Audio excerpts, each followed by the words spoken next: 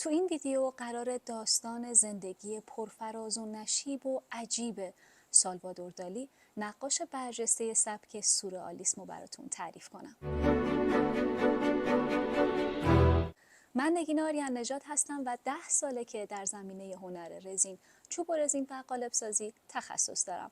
لطفاً کانال منو سابسکرایب کنید، ازم حمایت بکنید و زنگوله رو هم حتما فعال بکنید که ویدیوهای جدید براتون نمایش داده بشه. سالوادور دالی یک هنرمند برجسته در سبک سورئالیسم بود که توی اسپانیا متولد شد. توی این ویدیو یکم میخوایم به شخصیتش و زندگیش در دوران کودکی بپردازیم و در ادامه بیشتر میخوایم زندگی شخصیش رو و احساسات و عواطفی که باهاش درگیر بود که مستقیما توی آثار هنریش میتونیم ببینیم و با هم بررسی کنیم. پدر سالوادور دالی وکیل بود و خیلی مستبد و سختگیر بود، طوری که اگر دالی طبق میلش رفتار نمی‌کرد، اونو به شدت مورد تنبیه بدنی قرار میداد. اما در عوض مادر دالی رفتار بسیار ملایمانه تری داشت و دالی به شدت به مادرش وابسته بود. گفته میشه که دالی به هیچ عنوان نمیتونسته مستقیما خودش با پدرش ارتباط برقرار کنه. خواسته هاشو، نیازهاشو یا هر حرفی رو که داشته به مادرش میگفته و از طریق مادرش به پدرش منتقل میکرده. من خیلی دوست دارم که در مورد گذشته و کودکی هنرمندایی که در موردش با شما صحبت میکنم تحقیق کنم، چرا که مطمئنم دوران کودکی هر طور که گذشته باشه در بزرگسالی آثار و رد پاشو وضوحاً میشه مشاهده کرد. برای دالی هم همینطور بود. سختگیری بیش از اندازه پدرش و مستبد بودنش از سالوادور دالی یک شخص بسیار بسیار منضبط و سختگیر ساخت. مادر دالی متوجه نبوغ پسرش شده بود. متوجه شده بود که پسرش خیلی زود همه چیزو متوجه میشه و یه جورایی زودتر از همسن و سالاش به بلوغ رسیده و دارای استقلال فکریه. اما این استقلال فکری سالوادور دالی اصلاً برای پدرش خوشایند نبود و پدرش هر جا که احساس میکرد دالی داره مستقل میشه و سعی میکنه که تصمیمات خودش رو داشته باشه، تنبیهش میکرد. دالی اولین فرزند این خانواده نبود. 9 ماه قبل از اینکه دالی به دنیا بیاد، برادر بزرگترش توی سن 3 سالگی به دلیل التهاب گوارش، البته خیلی جا گفته شده که التهاب روده، یه سری جا هم گفته شده که التهاب معده، از دنیا میره. وقتی که دالی 5 سالش بوده، به همراه پدر و مادرش به قبرستونی میرن و اونجا پدر و مادر دالی بهش میگن که قبری که اینجا داری میبینی برای برادر بزرگتر تو بوده. اسم اون هم سالوادور بوده. ما اسم اونو برای تو گذاشتیم و روح برادر تو در وجود تو حلول پیدا کرده. اون خود تو هستی. جالبه براتون بگم که مشابه همین اتفاق برای وینسنت ون گوگ یا ونسان ون گوگ، نقاش معروف، هم اتفاق افتاده بود.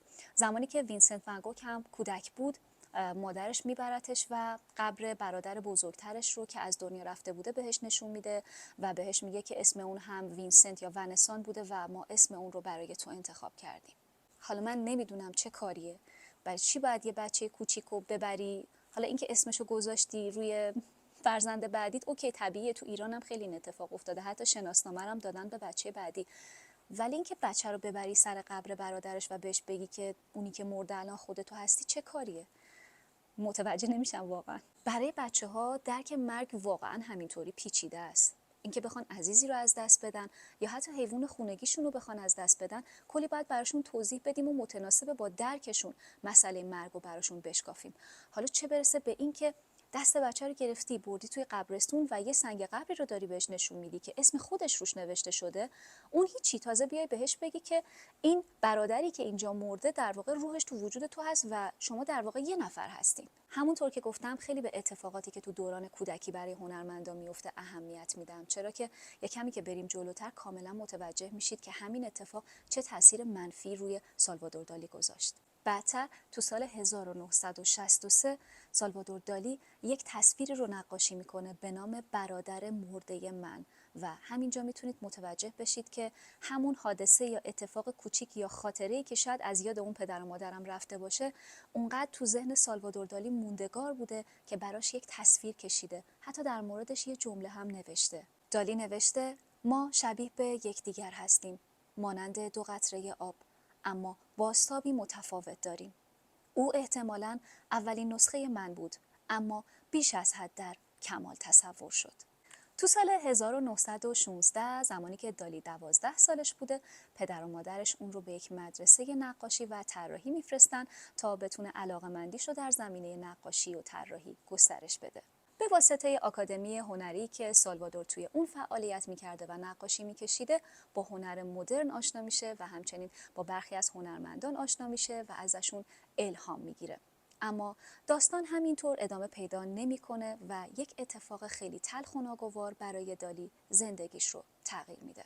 زمانی که سالوادور دالی تنها 17 سال داشته، مادرش رو بر اثر بیماری سرطان رحم از دست میده و این یک شوک بزرگ برای دالی بوده. اگه یادتون باشه تو شروع ویدیو گفتم که پدر دالی خیلی سختگیر بوده.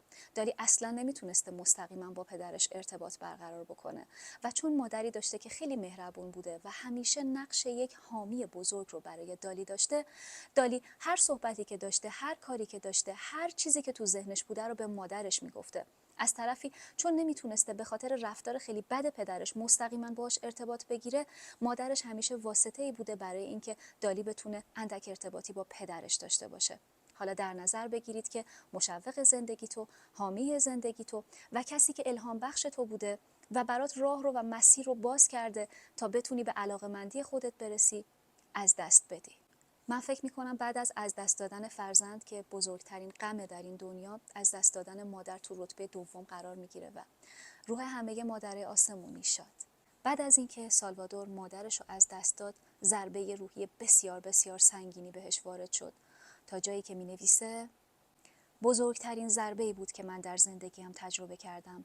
من او را می پرستیدم. نمی توانستم غم از دست دادن کسی را فراموش کنم که می پنداشتم ایرادات اجتناب ناپذیر ضمیرم را محو می کند. ببخشید که احساساتی شدم. عمیقاً درکش کردم که چی به سرش گذشته. درست 1 سال بعد، یعنی در سال 1922، دالی به مادرید پایتخت اسپانیا نقل مکان میکنه و اونجا با آکادمی هنرهای تجسمی سان فرناندو آشنا میشه.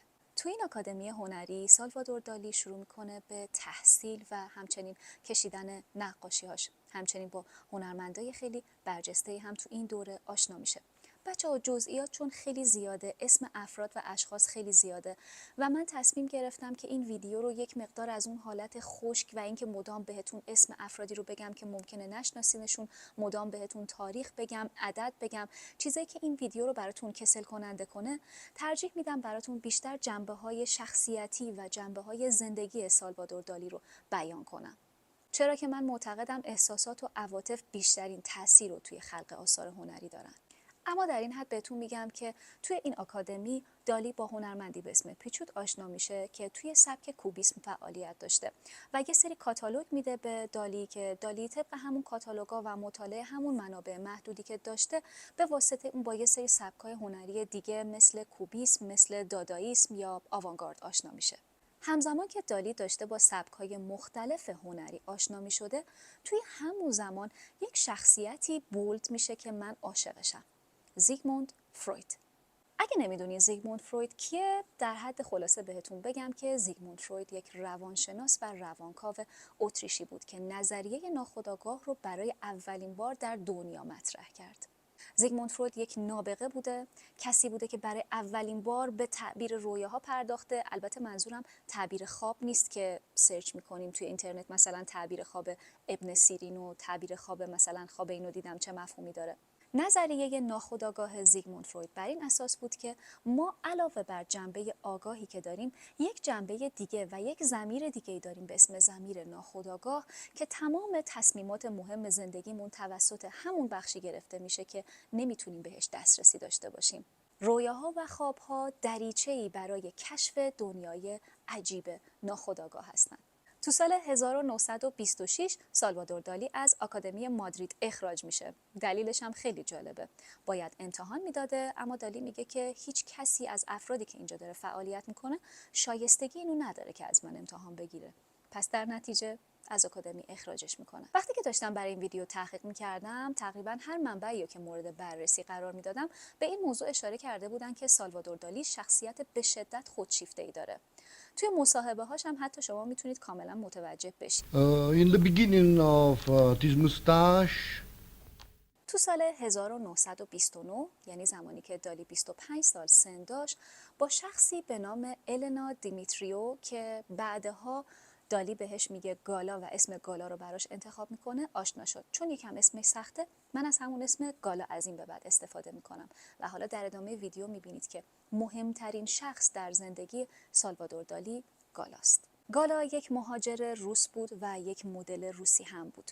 تو اون زمانی که دالی و گالا با همدیگه آشنا شدن گالا متأهل بود، اما شواهد نشون میده که تو همون نگاه اول سالوادور دالی عاشق گالا میشه. توی یک بخش از خاطراتش تعریف میکنه وقتی که داشتم از پشت پنجره به ساحل نگاه میکردم اندام زنی زیبا رو دیدم که در همون ابتدا کمر باریکش منو خیلی جذب کرد و قلب من تپید و با خودم گفتم این درست همون کسیه که من برای الهامات نقاشیم بهش نیاز دارم. متأهل بود آخه، من اینو درک نمیکنم. طرف شوهر داشته. دالیه دیگه. اینو اضافه بکنم که از اینجا به بعد ویدیو کلی چیزای عجیب و خارج از تصورتون ممکنه بشنوین که دیگه تعجب نکنین، این ساده ترین بخشش بود. تو سال 1931 برجسته ترین اثر هنری در سبک سورئال توسط سالوادور دالی خلق میشه. اسم این اثر تداوم حافظه بوده. تو این اثر از سالوادور دالی چیزی که خیلی بولده ساعتهایی هستن که در حال وارفتن و ذوب شدن هستن. شاید براتون گنگ باشه و همون ابتدا مفهوم و معنی و تعبیر این اثر هنری رو نتونید درک بکنید. من یکم در مورد سبک سورئال بیشتر براتون اینجا توضیح میدم. ما سبکای مختلف هنری داریم. یکی از این سبک‌ها اسمش رئاله. رئال از ریل به معنی واقعی میاد. پس سبک رئال یا رئالیسم به سبک هنری گفته میشه که توی اون هنرمند همه چیز رو بر اساس واقعیتی که در اطرافش میبینه نقاشی میکنه. اما در سبک سورئال کاملا خلاف این اتفاق میفته. هنرمند چیزی رو تصویرسازی میکنه که یا در رویای خودش دیده یا وهم یا خیال، هر چیزی که تو دنیای واقعی نمیتونیم ببینیمش. ترجمهش به فارسی میشه فراواقع گرایانه. دوست دارم که اینجا یکم در مورد این اثر با هم دیگه صحبت بکنیم. هرچند که من فکر میکنم آثار هنری خوبی که داره اینه که هر کسی با هر سطح از علم، با هر سطح از دانش یا هر سن و سالی که داره میتونه تعابیر شخصی خودش رو از یک اثر هنری داشته باشه. اما خب اینجا میخوایم بپردازیم به اینکه منتقدای برجسته جهان و کسایی که کارشون تحلیل آثار هنریه چه دیدگاهایی رو در مورد این اثر ارائه دادن.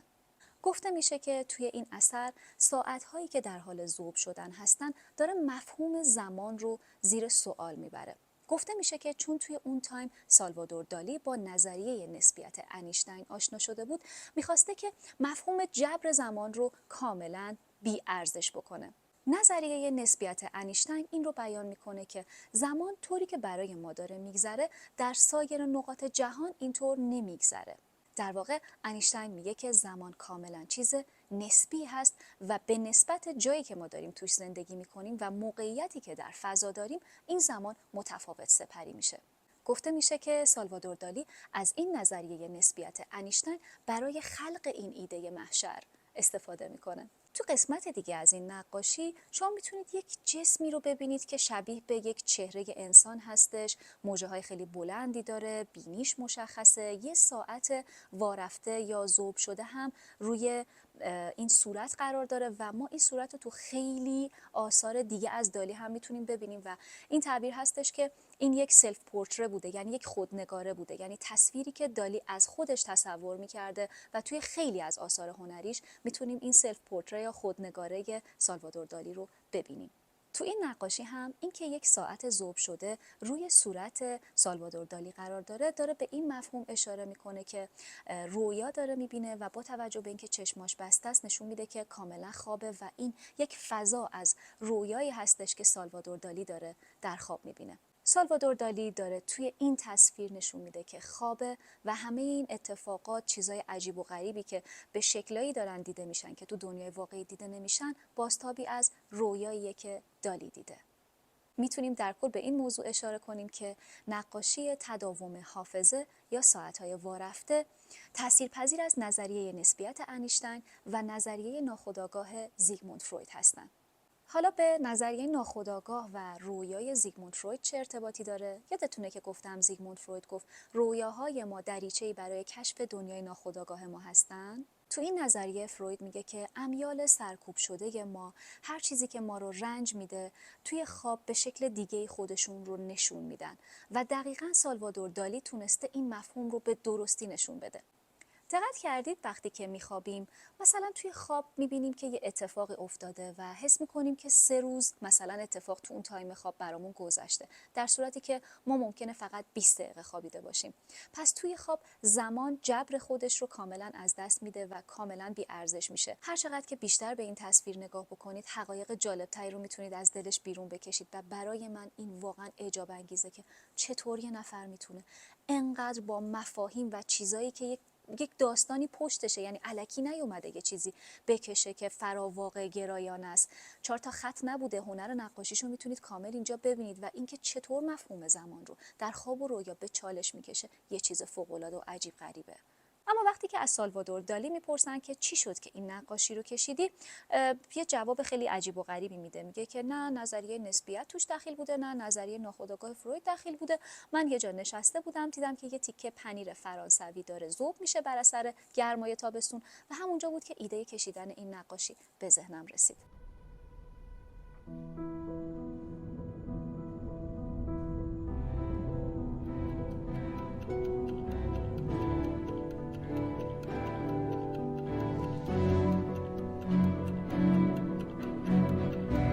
کلا باید بگم که سالوادور دالی هم یه جاهای شوخ طبع بود، هم یه جاهای خیلی دوست داشت که مردم رو سر کار بذاره، حرفای عجیب و غریب زیاد میزد و خب البته با توجه به اینکه توی اون تایم یعنی قرن 20 سالوادور دالی به شهرت خیلی خیلی زیادی رسیده بود، طبیعی بود که دوست نداشت نقاشیاش و آثار هنریش به صورت موشکافانه مورد بررسی قرار بگیرن. همیشه یه رمز و رازی توی نقاشیاش داشت که به واسطه همون افراد دیگه می اومدن و آثار هنریشو خریداری میکردن.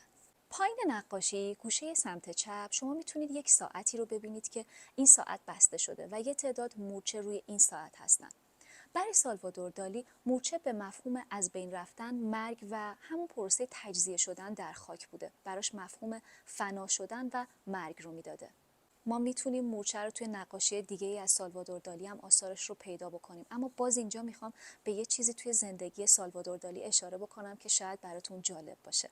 یادتونه که قبل‌تر گفتم اتفاقاتی که تو دوران کودکی برای هر شخصی میفته تو بزرگسالیش آثار واضحی داره؟ سالوادور دالی به شدت از مرگ میترسیده و مرگ هراسی داشته. یه فیلمی به اسم دالیلند که در مورد سالوادور دالی ساخته شده بوده و پیشنهاد میکنم که حتما ببینیدش. توی پلتفرم‌های ایرانی هم به صورت زیرنویس فارسی میتونید پیداش بکنید، اما خب سانسور شده. اگه دوست دارید خیلی با جزئیات زیاد ببینیدش، پیشنهاد میکنم که فیلم دالیلند رو به زبان اصلی مشاهده کنید. تو این فیلم وضوحاً داره به تصویر میکشه که سالوادور دالی به شدت از پیر شدن و مرگ میترسه.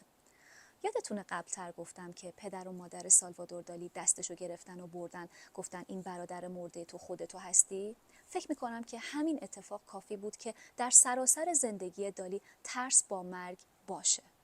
با توجه به اینکه سالوادور دالی مورچه ها رو نمادی برای فنا شدن میدیده، پس کاملا طبیعیه که حیوان خونگیشی مورچه خوار باشه. بله درست شنیدید، سالوادور دالی رفتارهای خیلی خیلی عجیب و غریبی داشت که یکی از اونها این بود که حیوان خونگیش یا پتش مورچه خوار بود. بعد جالبتر اینجا که قلاده میبست به مورچه خوارش و میبرد تو سطح شهر میگردوندش. فکر میکنم اینکه مورچه خوار مورچه ها رو میخورده برای سالوادور دالی به مفهوم این بوده که مرگ خودشو داره به تعویق میندازه، یا داره خودشو فریب میده، یا نمیدونم، شما هم درکش میکنین دیگه. سالوادور دالی شخصیت خیلی پیچیده و عجیبی داشت، طوری که اطرافیانی که میدیدنش میگفتن ما اصلا نمیفهمیم این چی میگه، اصلا درکی نداریم از صحبتاش.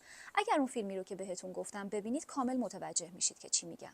تو همین بین هیتلر به قدرت میرسه. سالوادور دالی هم که آدم عجیب و غریبی بوده، همینطوری وقتی صحبت میکرده کسی متوجه نمیشده که چی میگفته. حالا در نظر بگیرید که همچین شخصیتی بیاد در مورد هیتلر و جنبش نازی‌ها صحبت بکنه.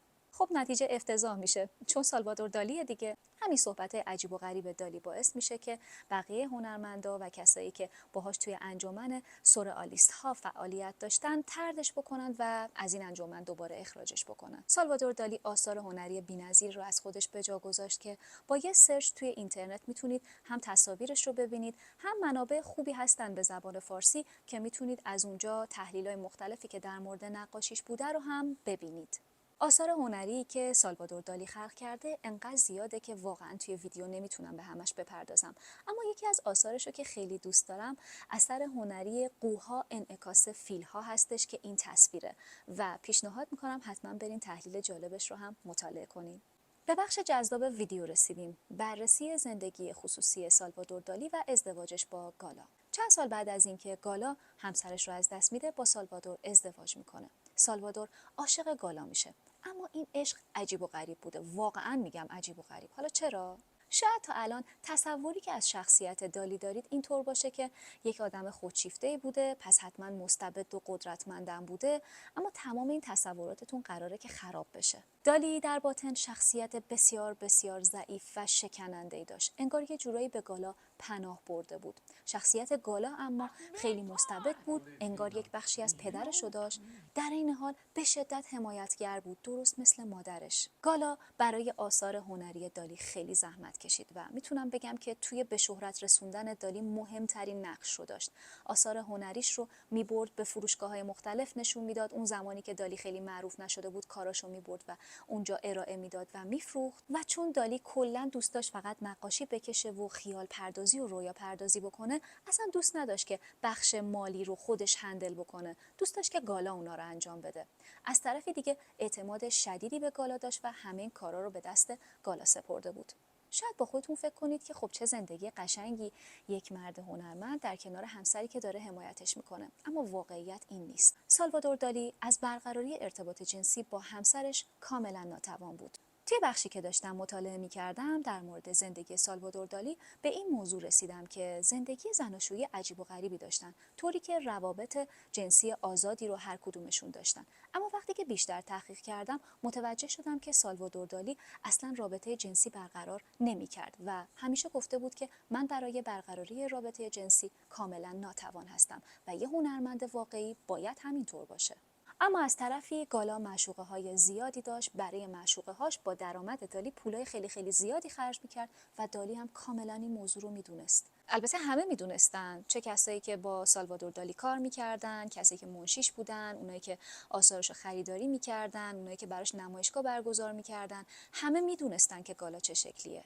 زمانی که دالی و گالا نیویورک بودن، نمایشگاه‌های زیادی برگزار کردن و خیلی هم سالوادور دالی مورد توجه قرار گرفته بود و همون موقع بهش میگفتن بزرگترین هنرمند زنده قرن 20م.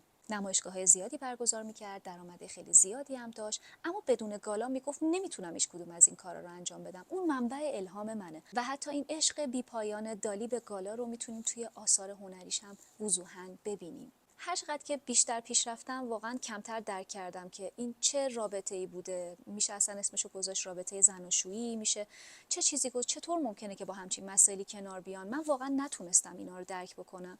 مطمئنم که درکش برای شما هم سخته، اما وقتی که فیلم دالیلند رو دیدم به چند تا سکانس خیلی عجیب و غریب و جالب برخوردم که شاید پاسخ یه سری از سوالات ذهن منو داده باشه. گالا توی یک بخش از خاطراتش تعریف میکنه که سالوادور دالی زمانی که با من ازدواج کرد همه میگفتن که چرا اینقدر زن تو پیره و همیشه از کلاگیس استفاده میکرده. موهاش کامل سفید بوده، موهاش ریخته بوده و سعی میکرده تو این مجالس و مهمونی‌ها و پارتی‌های پرزرق و برق خودش رو یک زن جوون نشون بده و همیشه با معشوقه هاش در کنار خودش دیده میشده. گالا میگه زمانی که هیچ کسی دالی رو نمیشناخت من آثارش رو به دوش میکشیدم و میبردم و میفروختم و من باعث شدم که معروف بشه، اما همه به دالی توجه میکردن و من اون گوشه و کنج بودم و هیچ کس منو نمیدید.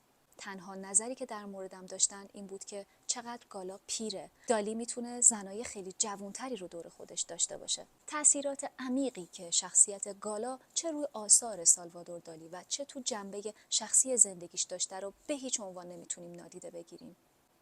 سالوادور دالی تو سن 17 سالگی بزرگترین حامی خودش رو از دست داده بود و گالا نقش مادرش رو براش کاملا پر کرده بود.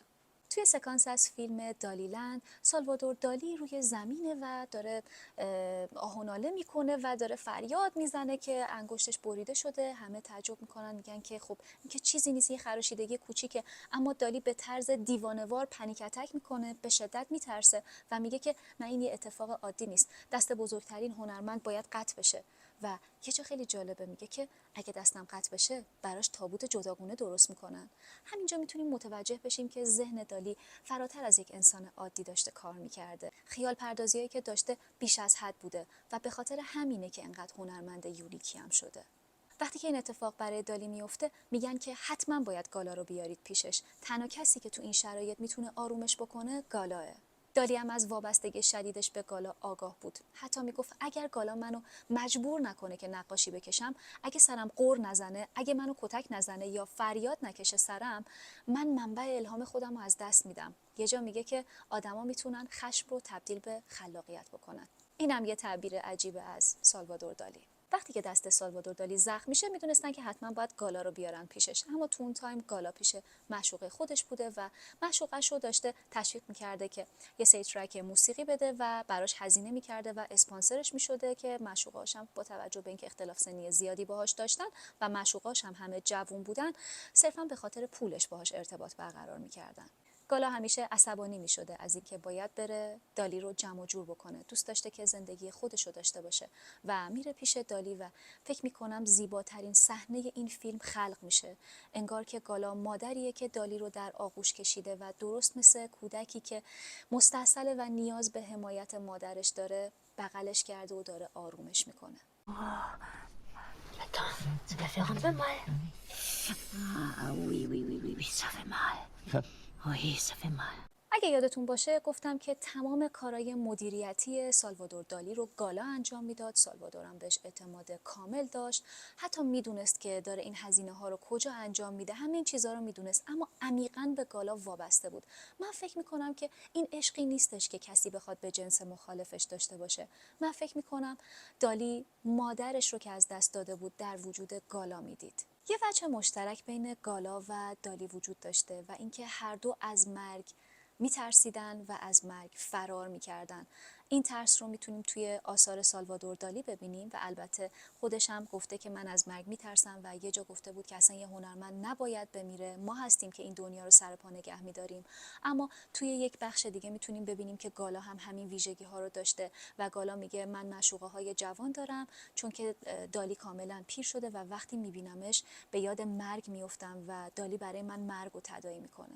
البته بازم درک نمی‌کنم که واقعا چه فازی بوده، ولی خب اینجوری بوده دیگه. تو این بخش میخوام برخی از افتخارات سالوادور دالی رو براتون بخونم.